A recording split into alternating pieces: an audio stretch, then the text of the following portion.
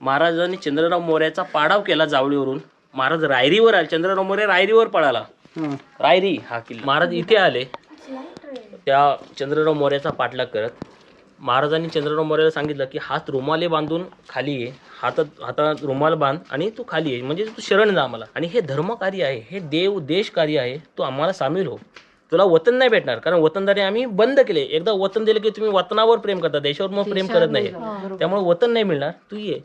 पण त्यांनी त्याच वेळी काही पत्र पाठवली विजापूरच्या आदिलशाला की मी असं अडकलोय, तू ये आणि मला सेव्ह कर, मला वाचव. पण ही पत्र आपल्या नेमक्या गुप्तहेरांनी पकडली आणि ती भेटली सगळी महाराजांना. महाराजांनी याला पकडला आणि ह्याचा शिरच्छेद केला, मारून टाकल्यानंतर मग रायरी महाराजांकडे आला.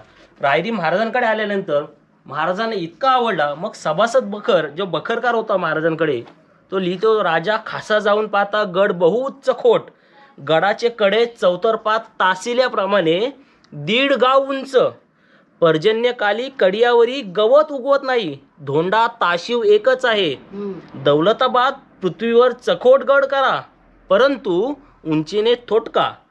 दौलताबादचे दशगुणी गड उंच पाहून राजे संतुष्ट जाहले आणि म्हणले तख्तास हाच गड करावा किंवा तख्तास हीच जागा राखावी. इतका आवडला. पहिल्या नजरेत प्रेम होणं काय असतं त्यासाठी आम्ही हा उदाहरण देऊ शकतो.